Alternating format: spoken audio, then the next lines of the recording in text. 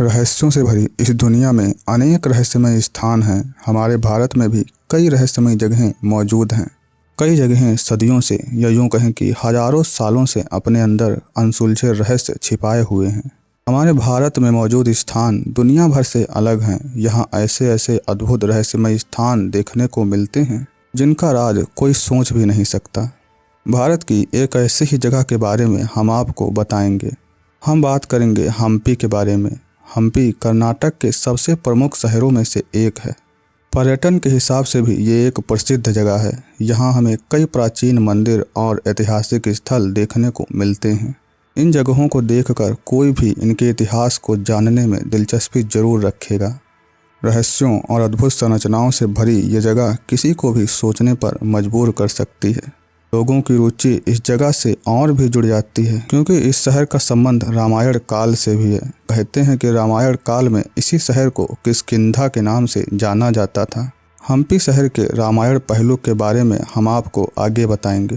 पहले हम आपको यहाँ की विशेषता और रहस्यों के बारे में बताते हैं। हम्पी कर्नाटक में तुंगभद्रा नदी के किनारे स्थित कर्नाटक का एक प्रमुख एवं प्रसिद्ध क्षेत्र माना जाता है।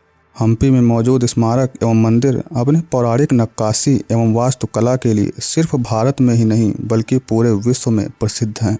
हम्पी मध्यकालीन हिंदू राज्य विजयनगर साम्राज्य की राजधानी था। कृष्णदेव राय ने 1509 से 1529 के बीच हम्पी में शासन किया। कृष्णदेव राय जब तक जिंदा रहे तब तक विजयनगर और उसकी राजधानी हम्पी पर आंच नहीं आई। लेकिन कृष्णदेव राय की मौत के बाद इस राज्य पर मुस्लिम सेनाओं ने आक्रमण किया और इसे जीत लिया। भयंकर लूटपाट और कत्ले आम यहाँ हुआ और पूरे शहर को खंडहर और लाशों के ढेर में बदल दिया गया।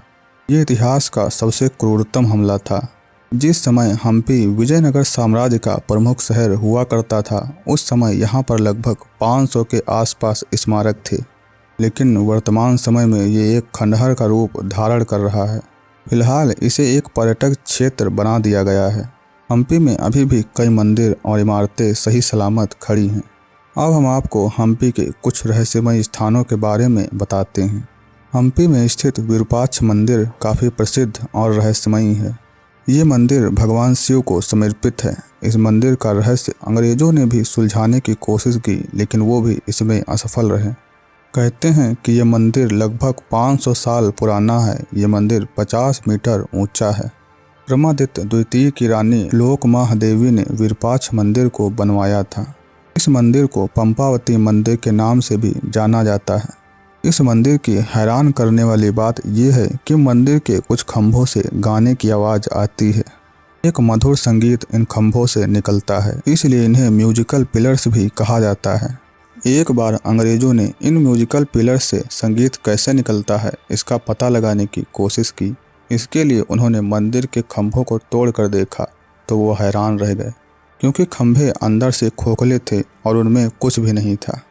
तब से लेकर आज तक ये एक रहस्य है कि इन म्यूजिकल पिलर से संगीत कैसे निकलता है। ये बात इस मंदिर को रहस्यमयी बनाती है। अब बात करते हैं हम्पी की दूसरी जगह के बारे में जिसकी तस्वीर आप रोज देखते होंगे और शायद वो इस समय भी आपके पास मौजूद हो, जो 50 रुपए की नोट पर छपा होता है। हम बात कर रहे हैं हम्पी के रथ के बारे में। ये पत्थर का रथ हम्पी के विट्ठल मंदिर के बाहर स्थित है। ये पत्थर का रथ देखने में काफ़ी आश्चर्यजनक लगता है। हालांकि इसे पत्थर के रथ के रूप में संदर्भित किया जाता है लेकिन वास्तव में ये बिल्कुल भी रथ नहीं है बल्कि रथ के आकार में डिजाइन किया गया एक मंदिर है। ये रथनुमा मंदिर भगवान विष्णु के वाहन गरुड़ को समर्पित है। पहले रथ के ऊपर गरुड़ की मूर्ति हुआ करती थी लेकिन बाद में यह नष्ट हो गई। देखने में ऐसा लगता है कि इस रथ को एक ही बड़ी चट्टान से काट कर बनाया गया हो लेकिन वास्तव में ये कई छोटे छोटे ग्रेनाइटों से बना है। इस रथ की नक्काशी इतनी सूक्ष्म और सुंदर है कि इसका जोड़ कहीं और नहीं मिल सकता। इस रथ को लेकर एक दिलचस्प मान्यता लोगों के बीच प्रचलित है। लोग ये मानते हैं कि जिस दिन ये रथ अपने स्थान के लिए आगे बढ़ेगा दुनिया थम जाएगी। अब हम आपको हम्पी के एक विशेष तालाब के बारे में बताते हैं। इसे स्टेप्ड टैंक भी कहते हैं। टैंक हम्पी की अन्य संरचनाओं से बिल्कुल अलग है क्योंकि स्टेप्ड टैंक का निर्माण काले शिफ्ट पत्थरों के बारीक ब्लॉकों से किया गया है। सभी सीढ़ियों पर वास्तुकारों द्वारा बनाए गए कुछ रेखा चित्र और निशान बने हुए हैं। इस टैंक का मुख्य उद्देश्य निश्चित रूप से ज्ञात नहीं है, लेकिन इसका उपयोग राजघरानों द्वारा धार्मिक समारोहों के लिए किया जाता था। इस टैंक को काफ़ी पवित्र माना जाता था और गणेश मूर्ति विसर्जन के लिए भी इसका ही प्रयोग किया जाता था। अब हम आपको हम्पी के कमल महल के बारे में बताते हैं। इस महल को चित्रांगिणी महल के नाम से भी जाना जाता है। इसकी संरचना बहुत ही खूबसूरत है, जिसकी प्रेरणा कमल से ही ली गई है। यह 2 मंजिला और बहुत शोभनीय संरचना है। इसके स्तंभों पर खूबसूरत बारीक नक्काशी विशेष रूप से उल्लेखनीय है। बालकनी और रास्ते एक गुंबद से ढके हुए हैं जो खिले हुए कमल की तरह दिखता है। केंद्रीय गुंबद पर भी कमल की कली की नक्काशी की गई है। ये एक आयताकार दीवार और 4 मीनारों से घिरा हुआ है।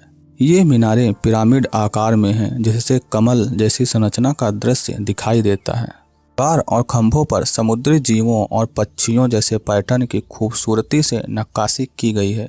कमल महल की संरचना से यह स्पष्ट होता है कि प्राचीन भारत की वास्तुकला अद्भुत और अद्वितीय थी। कमल महल को देखे बिना किसी भी पर्यटक की हम्पी यात्रा पूरी नहीं हो सकती। इस ऐतिहासिक शहर को दुनिया का सबसे बड़ा ओपन एयर संग्रहालय भी माना जाता है। कहा जाता है कि प्राचीन समय में इस शहर के लोग हीरे, मोती, घोड़े, रेशम का व्यापार किया करते थे। इसके सबूत आज भी हम्पी में देखने को मिलते हैं।